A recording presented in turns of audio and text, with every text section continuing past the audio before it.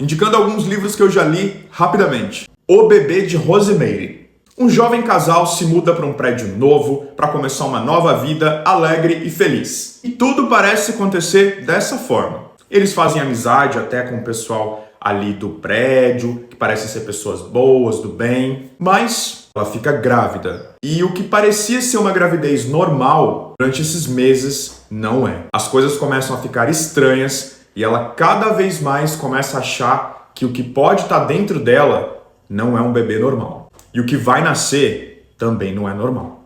Celular, Como Dar um Tempo. Esse livro é um livro meio que de autoajuda, porém a autora ela conta a experiência pessoal dela com a questão do celular e ela também nos ensina um plano para você seguir pelos próximos 30 dias que promete que você vai conseguir ter uma relação mais saudável com o seu celular. Se você não quiser fazer o plano, não tem problema. Eu li o livro, gostei muito dos insights que ela passa pra gente, tanto do plano, com as experiências que ela teve com o celular e realizando esse plano. Esse plano basicamente vai ser para aquelas pessoas que, se você quando acorda, a primeira coisa que você procura é o seu celular e antes de dormir é a última coisa que você tá na mão, pode ser que você esteja tendo uma relação meio tóxica com o seu celular e esse livro vai te ajudar com isso.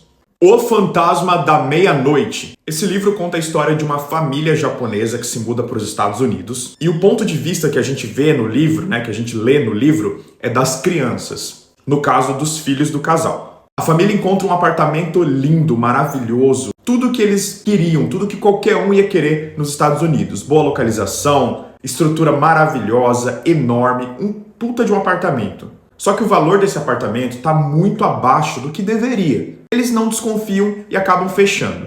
Na primeira noite, as crianças já recebem a visita de uma aparição, o fantasma de uma mulher. Mas ela não quer aterrorizar ninguém, ela só quer pedir ajuda. A partir daí, as crianças passam sua jornada tentando estudar, viver, conhecer pessoas, se adaptar à nova realidade ali nos Estados Unidos, aprender o idioma, mas também começam uma investigação para descobrir o que esse fantasma quer. Qual é a ajuda que ele precisa? Qual é a história por trás desse fantasma? A Ilha Perdida. Um clássico, um livro brasileiro muito conhecido aí na literatura. Eu li ele quando era criança e adorei. Ele narra a história de dois garotos que não fica muito claro se são irmãos ou primos, mas que tem um parentesco.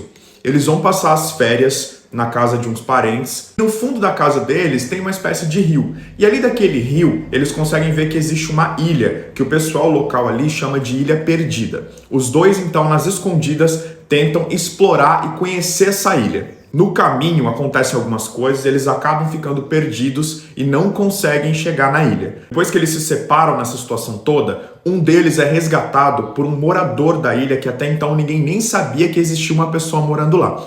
Mas esse morador parece viver uma situação totalmente diferente da realidade da humanidade. Ele parece estar isolado ali e parece que ele gosta disso. Começa uma jornada desse personagem que vai conhecer não só sobre esse morador, a história dele e tudo mais, mas também sobre a história da ilha e muito também sobre a própria natureza, sobre o meio ambiente. O Escaravelho do Diabo. Esse livro é um livro também brasileiro, muito conhecido, principalmente pelos adolescentes. Eu lembro que eu li na escola a pedido de uma professora de português ou literatura, não me lembro. Esse livro é um livro de suspense bem bacana, um suspense policial, que conta a história de uma cidade onde vários ruivos e ruivas estão sendo assassinados por um serial killer. E antes dele assassinar a pessoa, ele manda aquele bichinho, um escaravelho, dentro de uma caixinha para essas pessoas. Nosso protagonista, Alberto, então, sai numa investigação para conseguir impedir que novos assassinatos aconteçam e, claro, descobrir quem é esse assassino e por que essa coisa de querer assassinar ruivos. Circo dos Horrores, O Assistente de Vampiro. Esse livro é o segundo livro de toda uma série, mas eu li ele sem ter lido o primeiro e assim, não atrapalhou a minha experiência. Nosso protagonista, em troca de um favor, passa a acompanhar um vampiro em sua jornada e abre mão da sua vida de humano normal.